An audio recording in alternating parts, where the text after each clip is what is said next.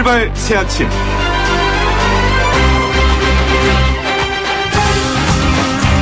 국정감사가 끝난 22일 오늘 문 대통령은 2020년도 예산안에 대한 시정연설을 합니다.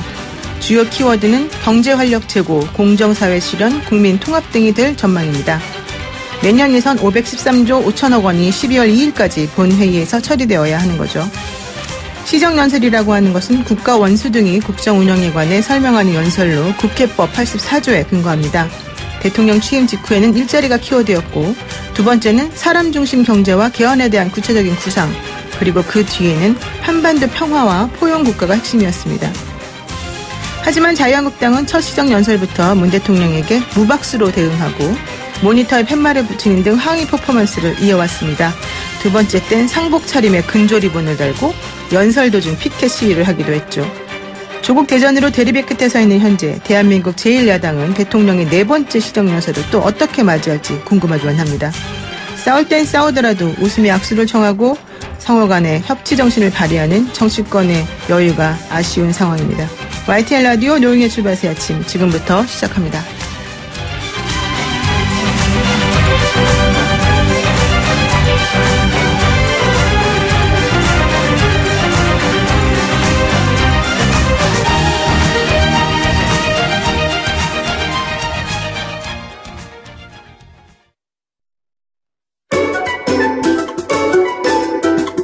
출근길 뉴스 정리해주는 친구 뉴스벗. 네, YTN 라디오 노영의 출발 새 아침 대표 프로그램입니다. 뉴스벗. 이종훈 사평론가 함께 하십니다. 안녕하세요. 네, 안녕하세요. 왜 대표라 그러니까 쑥스러워하십니까? 부담스럽네요. 네, 어제 검찰이 55일, 그러니까 수사 시작한 55일 만에 정경심 교수에 대해서 영장을 청구했습니다. 조국 전 장관을 소환할 거다 이런 예측이 있는데요. 어떻게 보세요? 예. 굉장히 고심을 많이 하긴 했는데 결국 구속영장 이제 청구를 했죠. 서울중앙지검 특수 2부가 지금 대략 11개 정도의 그 혐의를 적용을 한 것으로 이렇게 지금 전해지고 있죠. 특히 사모펀드 관련해서는 업무상 횡령, 자본시장법 위반, 범죄수익 은닉 규제법 위반 혐의 이런 걸 적용을 했고요. 네. 또 정경심 교수 변호인단 측에서는 또 입장문을 냈습니다. 그래서 사모펀드 의혹과 관련해서 이 조범동, 그러니까 조국 전 장관의 오촌 조카죠. 이 조범동과 이 피의자를 동일시하여 조범동 측의 잘못을 피의자에게 더 씌우는 것이다라고 반박을 했습니다.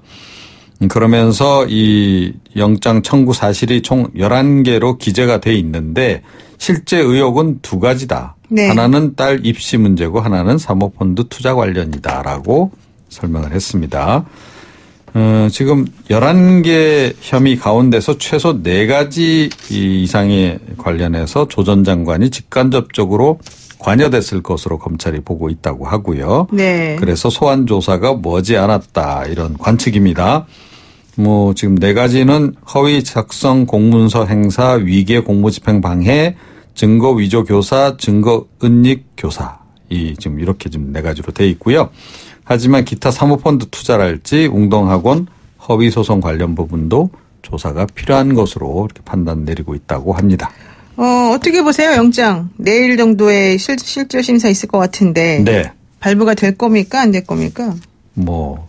제가 법률 전문가가 아니긴 합니다만. 네. 제 상식으로는 이 정도면 발부하는 거가 맞지 않나? 이렇게 생각은 됩니다만. 제가 혐의도 워낙 많고요. 네, 핵심이 네. 3가지인데, 예컨대 이제 건강상의 이유, 이게 구속을 검찰은 상관없지 않냐? 이렇게 얘기를 하긴 했지만, 어쨌든 뇌경색, 뇌종양이 나오니까요. 건강 문제, 그리고 또 하나는 증거인멸의 우려, 그리고 법리 다툼의 여지, 이 3가지가 제가 보기엔 중요한 쟁점일 것 같은데요. 사실은 어느 정도나 검찰이 또 준비를 했는지, 특히 윤석열 총장이 국감에서 한번 보세요 이렇게 말하지 않았습니까? 네. 이제 그거를 봐야 될 것 같습니다. 그리고 두 번째 소식은 뭔가요? 네. 황교안 자유한국당 대표가 대통령 권한대행 시절에 계엄령 문건에 연루됐을 가능성이 제기가 됐습니다.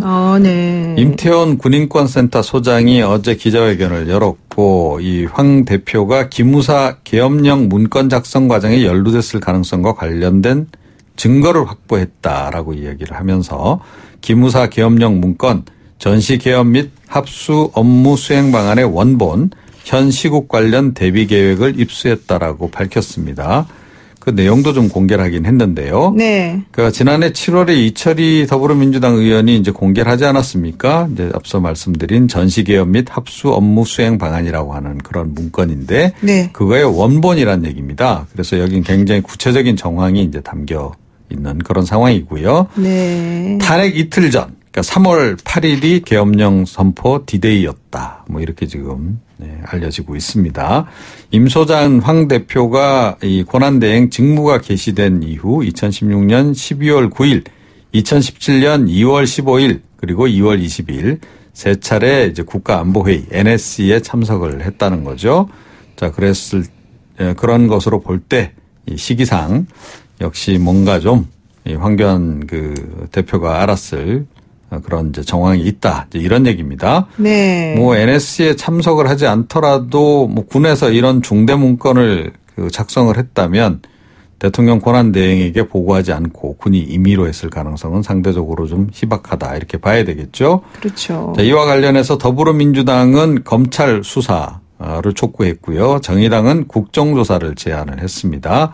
자유한국당은 명백한 가짜 뉴스다라고 지금 반박을 하고 있습니다. 대통령이 원래 군 통수권자니까 이런 중요한 내용을 몰랐다는 건 사실 말이 안 된다. 그래서 임태훈 군 인권센터 소장은 어제 증인으로 참석을 해서 몰랐으면 무능하고 알았으면 크게 관여한 걸로 문제가 커질 것이다. 이런 얘기를 했는데요. 네. 이제 문제는 이 전시 개업 및 합수 업무 수행 방안이라는 제목의 문건의 원본을 지금 본인이 이제 입수를 해서 이런 얘기를 밝혔다는 거잖아요. 그렇죠. 그런데 누구한테 어떻게 입수했는지 이런 것들은 밝히지 않았죠. 예, 아직은 안 밝혔습니다. 그래서 그와 관련해서 자유한국당은 뭔가 이제 배경이 있는 거 아니냐. 예, 뭐 이런 의혹도 지금 제기를 하고 있는. 임태훈 군 인권센터 소장이 예전에 민주당 공천을 뭐 신청했던 게 있으니까 혹시 그런 쪽으로 짬짬이한 거 아니냐 이런 얘기도 하는 것 같더라고요. 그렇습니다. 어쨌든 이게 믿을 만한 정보인지 이게 중요한 것 같습니다. 그리고 만약에 정말로 이런 일이 있었다면 큰일 나겠죠. 자, 황 대표, 네. 황 대표가 지금 이렇게 되면 문제가 지위를 유지할 수 있을지 없을지조차도 그렇죠. 예, 좀 이제 문제가 되겠죠. 하여튼간 중요한 문제를 어제 언급한 것 같아요.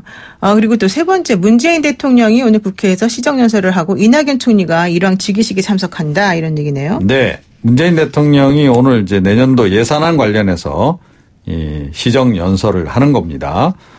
뭐 전반적으로 예산안의 편성 방향, 정책, 뭐 집행 기조 이런 걸 설명을 할 것으로 보이는데 아마 검찰개혁 관련 법 처리, 특히 지금 공수처법 네. 이런 부분도 좀 강조를 할 것으로 이렇게 좀 예상이 되고 있습니다.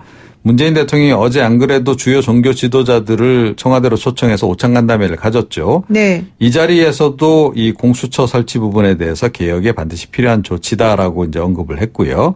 그런데 국민 통합이란 면에서 많은 분야에서 노력해왔지만 크게 진척이 없는 것 같다라고 해서 또 야당 쪽에서는 뭐 남 탓하느냐 이런 얘기도 좀 하고는 있습니다. 이낙연 총리는 오늘 일왕 즉위식 참석차 지금 출발을 하셨대요. 네. 예, 오늘 낮에 아마 즉위식 행사가 좀 이제 진행이 될 것 같습니다. 그리고 24일 오전에 아베 총리하고 면담을 갖고 문재인 대통령 친서를 전달할 것으로 좀 전해지고 있고요. 어제 열린 국회 외통위 국정감사에서 강경화 외교부 장관이 이 아베 총리에게 전할 친서 초안을 작성해서 청와대에 전달했다. 이렇게 또 밝히기도 했습니다. 네, 이낙연 총리와 아베 총리 면담 어느 정도 성과를 거둘지도 참 기대가 되고요. 뭐 완전히 기대하진 않습니다. 사실은 근데. 네. 그리고 또 일왕이라고 부르냐 천왕이라고 부르냐 이거 가지고도 어제 논란이 있었던 것 같아요. 맞습니다. 네. 네, 오늘 여기까지 우리는 하겠습니다. 그냥 끝까지 일왕입니다. 그래야죠. 예, 오늘 여기까지 하겠습니다. 고맙습니다. 네. 네, 지금까지 이정훈 시사평론가였습니다.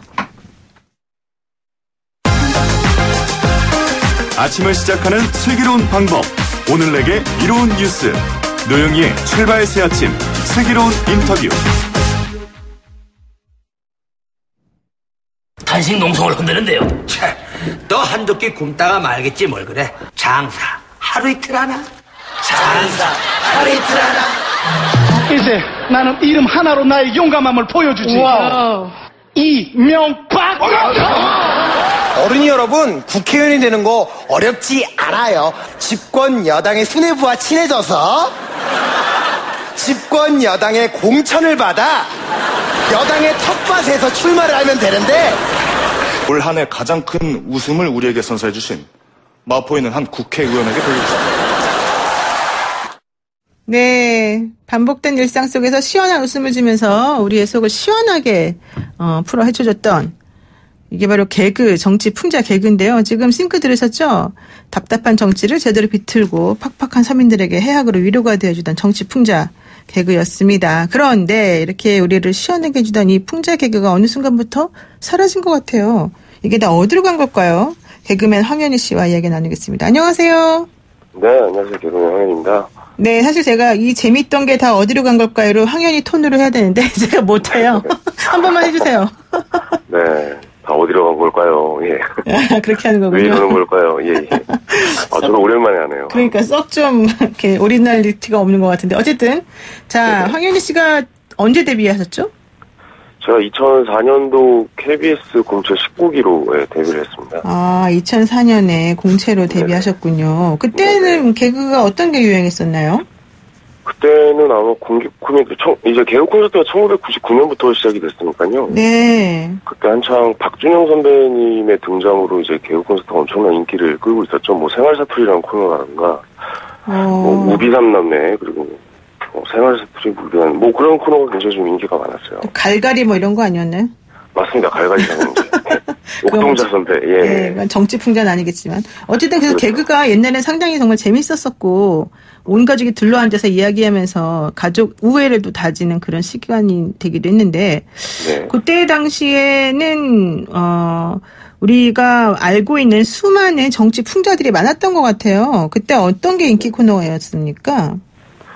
그때, 글쎄요, 뭐 정치 풍자도 이제 예전 심영래 선배님 때, 그러니까 김영권 선배님이었던 회장님, 우리 회장님. 그렇죠. 그때가 아마 노태우 때. 그렇죠. 네. 전두환 정권, 노태우 정권. 그때 아마 가장 신랄한 풍자가 이루어졌던 것 같고요. 네.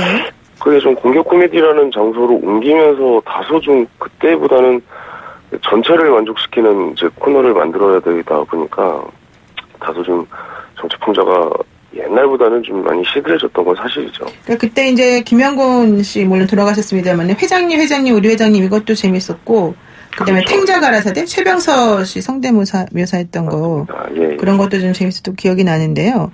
황현희 씨가 생각하던 최고의 정치 개그는 뭘까요? 그때 당시에?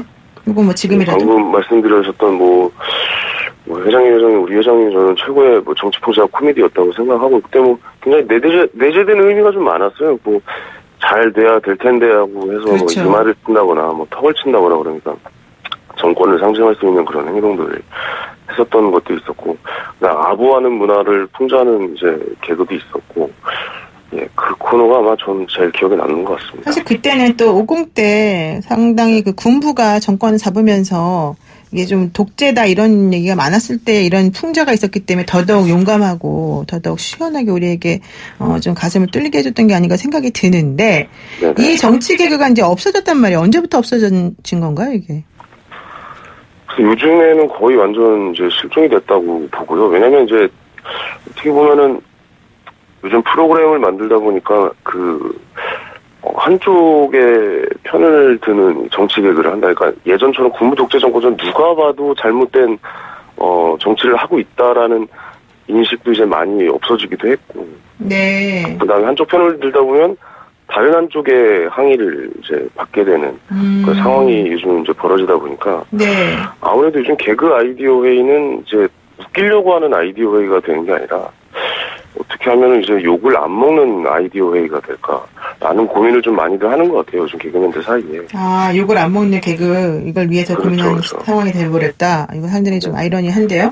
사실 제가 알기로는 이 정치 풍자가 제일 좀 꽃을 피웠다고 할 때가 여의도 텔레토비라고 그때 CJ에서 TVN을 통해서 만들었던 SNL 코리아 아니었나 생각이 들어요. 네네네. 기억나시죠? 그때 박근혜 전 대통령이 18대 이제 나올 때 그 타임부터 시작해서 여의도 텔레토비가 있었는데 그게 박근혜 대통령 때 폐지가 됐잖아요. 그 프로그램이. 그러면서 CJ가 상당히 공격을 받았는데 이게 정치권에 조금 불쾌한 감을 주었고 그래서 매우 대통령이 기분 나빠했다. 이런 얘기가 그때부터 있었거든요. 근데 실제로 그런 정치 개그 같은 걸 하게 되면 혹시 뭐 압력 같은 걸 느낍니까? 예전에는 뭐 그런 것을 이제 압력이 들어온다라고 그러면 뭐 이제 책임을 져주는 제작진이 있다거나 그런 경우가 있었는데 요즘 같은 경우는 일단 풍자 개그를 하면 아까도 잠깐 말씀드렸다시피 프로그램 전체, 그러니까 TV 프로그램이란 자체로 국민들의 사랑을 받으려고 하는 프로그램이잖아요. 근데 그렇죠.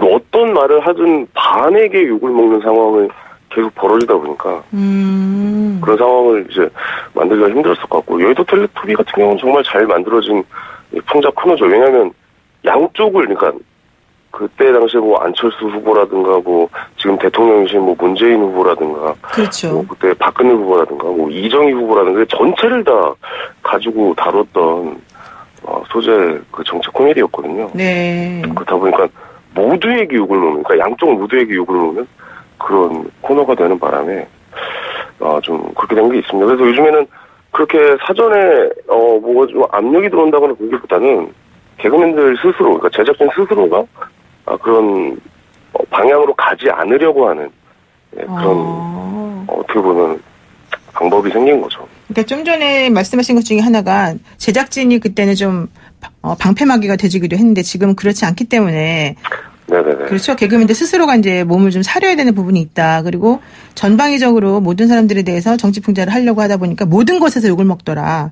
근데 오히려 그 반대로 생각하면은 공평하게 다 누구나 풍자의 대상이 될 수 있다. 이렇게 보는 거 아니에요? 네, 그래서 아까 말씀드렸다시피 뭐 굉장히 잘 만들어진 정치 풍자 코미디였다고 생각합니다. 여의도 텔레토비는. 예. 그런데도 불구하고 결과적으로 방송국에서는 이거를 내릴 수밖에 없는 상황이 됐고 요즘 또 개그 콘서트도 마찬가지 상황이 돼버린 거죠. 아무래도 좀 비슷한 상황이라고 볼 수가 있겠죠. 그리고 요즘에는 이제 또 굉장히 좀 사회 참여가 좀 다각도로 이루어지고 있잖아요. 그러다 보니까 아무래도 소재 제한이라든가 그런 것도 있을 수 있겠죠. 네. 그러다 보니까 오히려 이 창작의 자유나 이런 것들이 많이 조금 움츠러드는 그런 상황이 됐군요. 근데 이제 지금 사실 황현희 씨하고 얘기를 하니까 이 얘기를 안 할 수가 없을 것 같아요. 그 개그우먼 김영희 씨가 본인이 했던 팟캐스트 육성사이다라고 하는 거를 그만둔다. 그러면서 왜 그러냐 그랬더니 당시에 이제 금수저라고 하는 주제를 농담하다가 그게 물의를 일으켰다 이런 얘기 있었었는데요. 지금 이번에 이제 강성봉 씨 같은 경우는 촛불문화제에서 또 개념 개그맨으로 등극하기도 했거든요. 이렇게 그 양쪽으로 갈리는 이유는 저게 뭡니까? 뭐 저도 잘 그거에 대해서는 모르겠지만 제 짧은 생각으로 저도 요즘에 이제 그런 방송을 좀 많이 하긴 하는데. 네. 뭐 예를 들어서 이제 코미디가 그것을 긁어들 수 없다니까 뭐 유튜브라든가 이런 쪽에서 이제 많이들 활동을 하시는데요. 네. 그러니까 저도 이 황교안 당대표, 그러니까 자유한국당 당대표 토크 콘서트를 다녀왔어요. 근데 반대쪽 진영에게 굉장히 좀 공격을 당했었고 이번에 이제 유시민 작가님의 알릴레오라는 프로그램을 또 같이 진행했었는데 그때는 또 반대쪽 진영에게 또 악플에 좀 시달리는 그런 일이 좀 벌어졌었거든요. 그렇다 보니까 아무래도 이게 뭐 코미디나 이런 방송의 내용을 보신다기보다는 약간 내 편과 아닌 것, 우리 편이야 아니야.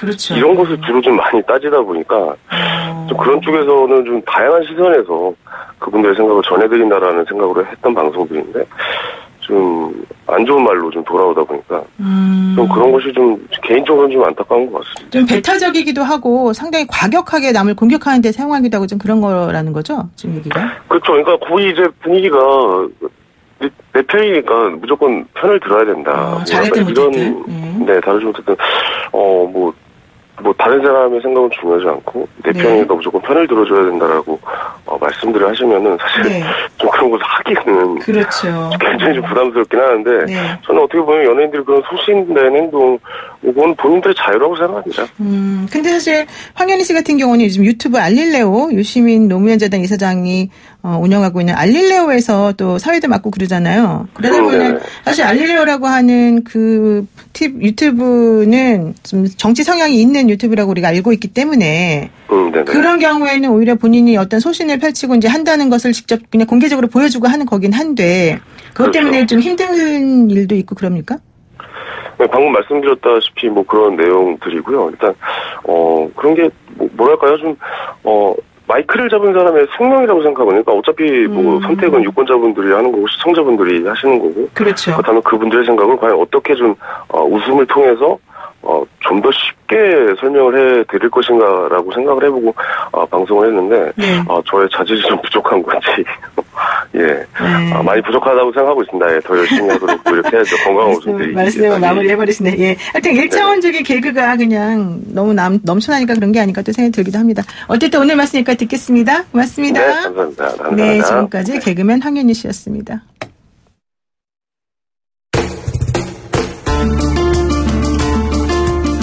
편파적으로 공정한 정치 토크. 우아한 정치.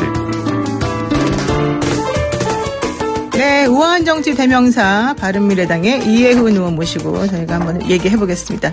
의원님 안녕하세요. 네, 안녕하세요. 네, 분양가 상한제가 사실은 많이 화두였는데 이 분양가 상한제 시행이 오늘 국무회의 통과만 남겨두고 있는 지금 상황이지 않습니까? 네. 그래서 정부가 결과적으로는 뭐 직접 잡겠다라고 하긴 한 건데 이것 때문에 오히려 반대하는 사람들이 또 많다 이런 얘기 있습니다. 그래서 정보위원이시기도 하고 또 국토교통위원회 간사이시기도 하니까 이 분양가 상한제 실효성 논란 한번 여쭤보고요. 또 좀 뭐 불편하실 수도 있겠지만 바른미래당 그 내적인 상태 좀 여쭤보겠습니다. 예. 네. 솔직한 말씀 해주세요. 딴 데서 안 하시는 걸로 특별히. 자, 우선 이르면 다음 달 초에 분양가 상한제 대상 지역이 발표될 거다. 그래서 강남, 마포, 용산, 성동구 등이 포함될 거다. 이제 이게 일반적인 관측이지 않습니까? 이렇게 되면 아파트 값이 잡힙니까? 안 잡아. 거꾸로죠. 못 잡아. 왜냐하면 시장 이기는 장사는 없습니다. 왜냐하면 이제 이게 분양가 상한제라는 것 자체가 집값을 제값을 못 받게 하는 거 아니에요? 네. 제값을 못 받는데 집을 지으려고 하겠습니까? 아무래도 그렇죠. 안 지으려고 하죠. 네네. 그럼 공급이 줄죠. 공급이 줄면 가격이 뛰는 거는 이제 수천 년 인류 역사의 동서고금의 진리죠. 이건 이미 확인된 바가 뭐 수없이 있는 거고. 그래서 결국은 이건 집값은 못 잡습니다. 최근에 보면 분양가 상한제를 실시하겠다 말만 했어요. 아직 실시는 안 됐잖아요. 네. 근데도 그러면 공급이 줄겠구나. 사람들이 다 알아요. 그러니까 이제 새 집에 살고 싶은 사람들이 최근에 진 새 집에 몰리면서 그러면서 그 집값들이 한두 달 만에 3억 3천 막 이렇게 뛰고 있죠, 지금. 그렇게 되는 거군요. 네. 저는 사실 어젠가 뉴스에 보니까 한 달 만에 4억 올랐다 이런 그런 집도 봤어요. 있습니다. 아니, 그런데 좀 이해가 안 가는 게 결과적으로 이제 부동산 값을 좀 잡아야 된다라고 하는 게 기본적으로 우리가 지향해야 될 점이라고 하면 분양가 상한제라고 하는 그런 국민의 기본적인 민주주의 자유 원칙을 헤쳐가면서까지 하려고 하는 게 바로 이제 그 목적을 달성하는 수단으로 적당해야 된다라는 건데 아까 말씀하신 것처럼 그런 거 하면 오히려 역으로 집값이 더 뛰더라. 지금 이게 문제라는 거잖아요. 네, 시장을 생각 안 하는 거죠. 시작은 정부가 명령한다고 내가 일로 가고 싶어. 글로 가. 그런다고 가지 않습니다. 원리대로 가야죠. 네, 그렇군요. 공급을 줄이는데 집값이 안 뛸 재간이 있습니까? 그렇죠. 그래서 지금 의원님께서는 분양가 상한제 폐지를 주장하는 광화문 집회에 참석하셨고 또 정부가 하는 이런 제도는 재앙이다 이런 표현까지 하셨단 말이에요. 가장 큰 문제는 그럼 사람의 심리나 시장의 상황을 모르는 정부의 문제다 이렇게 보시는 겁니까? 네, 왜냐하면 이게 이제 부당하다는 게 더 문제가 있습니다. 부당하다? 예, 잡으려는 집값은 못 잡고 사람만 잡는 거죠. 사람만 잡는다. 예, 조합원이라는 게 보면 이제 우리 집이 너무 낡았으니까 새로 짓자 이거잖아요. 허물고. 근데 그럼 조합원들은 집을 일단 하나씩 가져요. 그렇죠. 주로 층수도 높이고 뭐 이러기 때문에 조합원들이 다 가지고 나도 남는 집이 있잖아요. 네. 그걸 이제 일반인들에게 팔아서 자기들 공사비 충당하고 하는 거잖아요. 네. 근데 이제 파는 값을 제값을 못 받게 하고 후려치니까 그러면 거기서 돈을 못 걷잖아요. 그러니까 나머지 이제 공사비다 뭐다 사업에 들어가는 비용을 조합원들이 더 내야 되거든요. 그래서 조합원들에게는 쪽박이라는 거 사람들이 얘기하는 이유가 바로 그런 거예요. 자기 부담률이 높아지니까. 네, 자기 더 추가로. 그래서 지금 어떤 단지는 보면은 이 분양가 상한제 때문에 가구당 2억 7천씩 더 내야 된다. 우리 진행자께서 살고 있는 바로 옆 동네입니다. 네네, 그렇죠. 그런데 이제 문제는 일반 분양으로 집을 후려친 값으로 이제 들어오는 사람들 입장에서는 그냥 분양 받는 순간에 몇 억씩 로또가 되는 거 아니에요. 그렇군요. 그러니까 이렇게 근데 그렇게 오는 사람들이 대부분 보면 지금 온갖 대출을 다 막아놨습니다. 중도금 대출도 막혀 있는 데가 대부분이거든요. 그러면 돈을 못 빌리는데 이렇게 어마어마한 돈을 낼 수 있는 사람들이 현금 부자예요. 결국 돈 있는 사람들만. 예, 대한민국 상위 0.01%에 해당하는 돈 있는 현금 부자들만. 그것도 아주 큰 돈을 갖고 있는 분들만 이 로또를 받게 되는 거니까 굉장히 부당하죠. 사람을 잡는 거죠. 오히려 아이러니하게 반대 현상이 일어나네요. 우리가 원하는 곳을 안 가고. 네. 어쨌든 그러면 좀 또 하나 이제 좀 확인해봐야 될 게 이거 같아요. 분양가 상한제의 대부분이 지금 택지 가격 결정이 이제 문제다 이런 얘기 나오지 않습니까? 네. 근데 지금까지는 해당 지역의 지자체장이 지정한 2개 이상의 감정평가 법인이 평가를 해서 이제 2개를 비교해가지고 평균을 내가지고 그 값을 이제 그 것의 가치로 따지는 거였는데 이제는 한국감정원이 단독으로 결정한다? 이건 무슨 말입니까? 뭐 집값이라는 거는 땅값하고 건물값이죠. 네네네. 건물값은 서울이나 시골이나 뭐 그렇게 큰 차이가 없습니다. 예. 강남이나.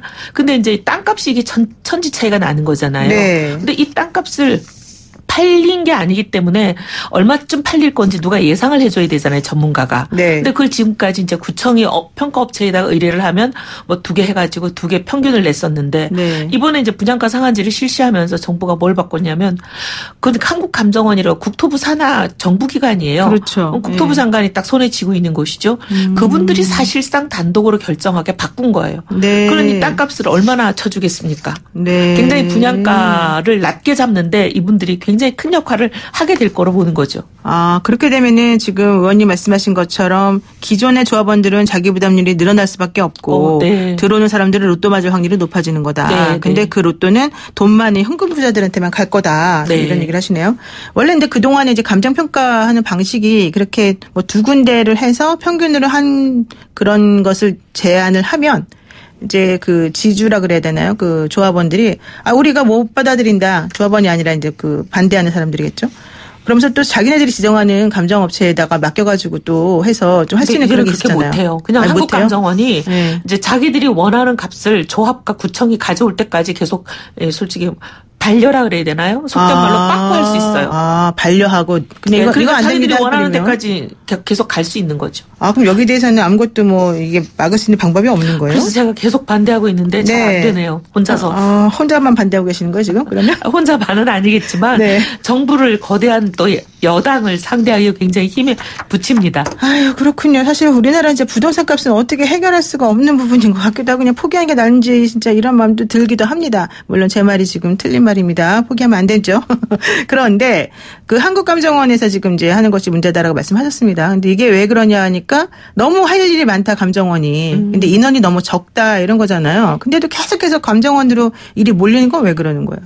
왜냐하면 정부가 자기들 원하는 대로 해줄 사람이 필요하니까 그냥 일반 평가사한테 맡기면 그 사람들이 정부에서 월급 받는 사람이 아니면은 정부에서 시키는 대로 안 하지만 인사권 쥐고 있고 월급 주는 데다가 맡기면은 정부가 하고 싶은 대로 가지 않겠어요? 그런 상황인데 이 감정원이 지금 보면 계속 이제 문제를 많이 일으켜요.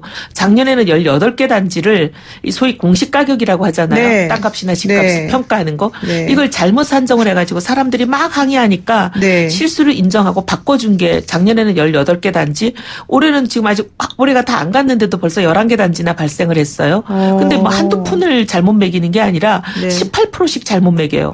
그러면 이 모든 공시 가격이라는 게 네. 분양가도 결정을 하지만 재산세, 취득세, 보유세, 양도세 온갖 거 다 내잖아요. 네. 등록세. 네. 그다음 심지어 종부세까지. 근데 이 어마어마한 국민 생활에 영향을 미치는 62개 항목이 이 공시 가격에 달려 있는데 그걸 18%나 잘못 매긴 거예요. 62개 항목이나 영향을 미치는 건데. 온갖 복지비, 건강보험료도 여기 다 연동이 돼 있습니다. 근데 사실 제가 부동산 박사 수료예요. 물론 논문은 안 썼는데. 근데 그래서 공부를 했어요. 제가 감정평가 공부를. 근데 감정평가하는 그 기준이 있어가지고 이렇게 막 함부로 이런 것들을 못하게 돼 있긴 하던데. 함부로 못하게 돼 있는데도 그분들이 잘못 적용하거나 자기들이 재량권을 가지고 재량권이 있으니까. 주관적으로 하는 바람에 이런 일들이 생긴 거죠. 그렇군요. 대부분 이런 정부에서 매긴 값은 당사자가 항의한다고 거의 안 바꿔주거든요. 근데 워낙 명백한 오류였기 때문에 이렇게 많이 바꿔준 거죠. 그러네요. 네, 알겠습니다. 자, 분양가 상한제 시행 관련해서 이제 여기까지 말씀을 듣기로 하고요. 바른미래당 내분 사태로 한번 넘어가겠습니다. 유승민 의원이 오는 12월 탈당과 신당 창당을 공식화했습니다. 지금 이 공수처 설치 법안 처리를 두고 여야 갈등이 심한데 결과적으로는 바른미래당 입장이 중요하겠죠.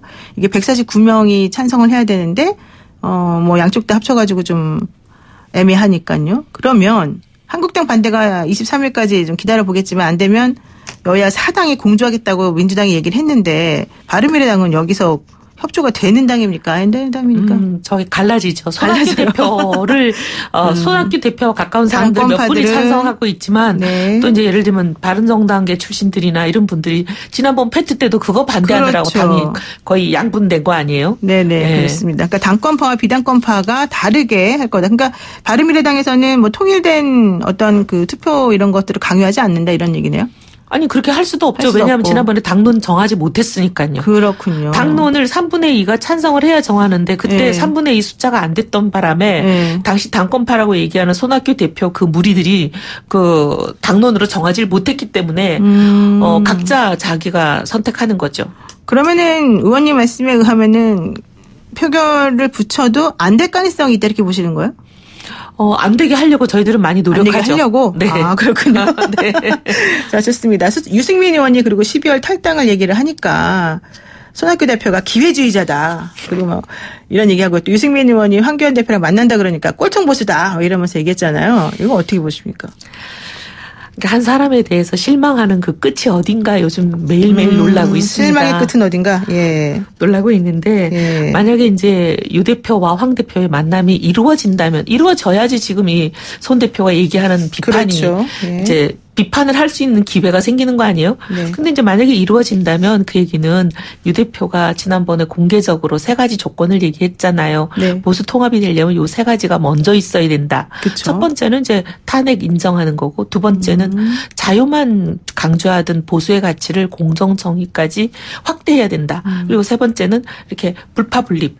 어떻게 보면은 허물지 않고는 새 집을 지을 수가 없으니까 그렇죠. 다 허물자. 네. 이 3가지가 받아들여졌기 때문에 만나는 거 아니겠어요? 만난다면. 만난다면. 네. 그러니까 그렇게 되면 그걸 골통보수라고 누가 얘기를 하겠어요? 아마 대한민국 5천만 명 중에 그 꼴통보수라고 얘기하는 사람은 우리 손 대표님 한 분밖에 없을 것 같은데요. 아, 지금 꼴통보수라고 하는 표현 자체가 적절하지 않다. 왜냐하면 그 만남의 전제가 되면서 유승민 의원이 얘기했던 것들이 이루어져야 만나는 걸 테니까. 이루어져야 되는 거고 유승민 의원이 얘기하는 거는 꼴통보수가 아니라 중도 합리적인 측면에서 얘기가 되는 거겠죠. 개혁보수다. 예. 아, 그렇게 되는 거군요.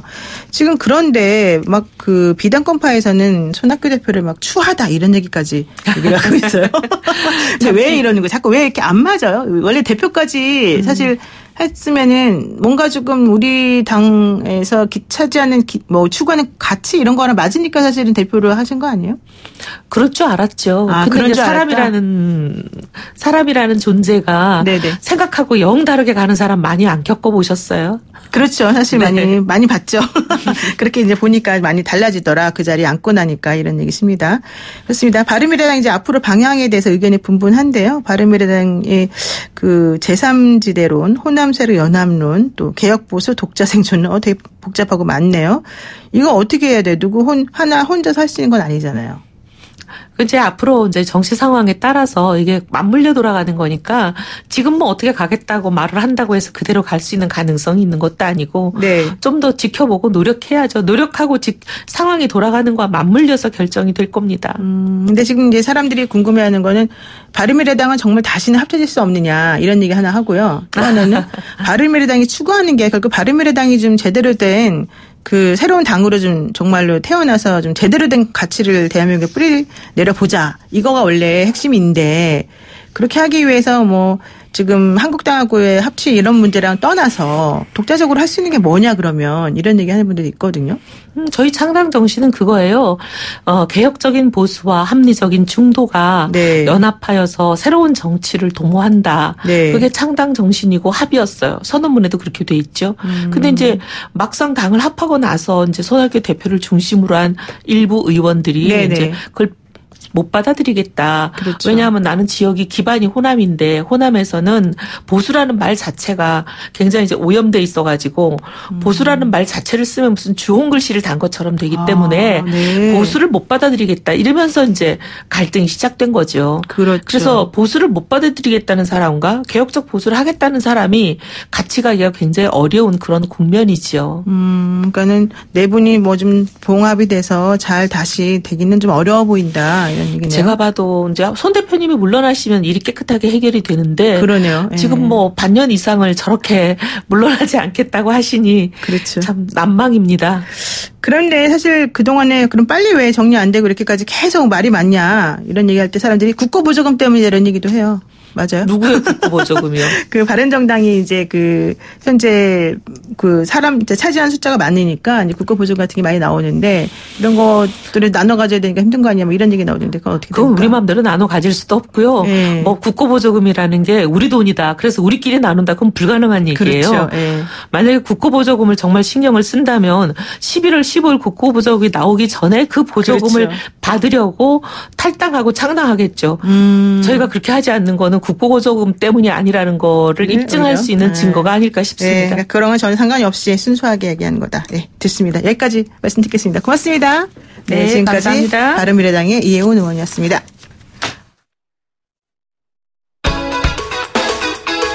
FM 94.5MHz YTN 라디오 노영희의 출발 새 아침 함께하고 계십니다. YTN 라디오 노영희의 출발 새 아침 여러분 지금까지 재미있게 잘 들으셨어요. 잊어버리지 마세요. 8시 뉴스 들으시고요. 8시 10분에 돌아오겠습니다.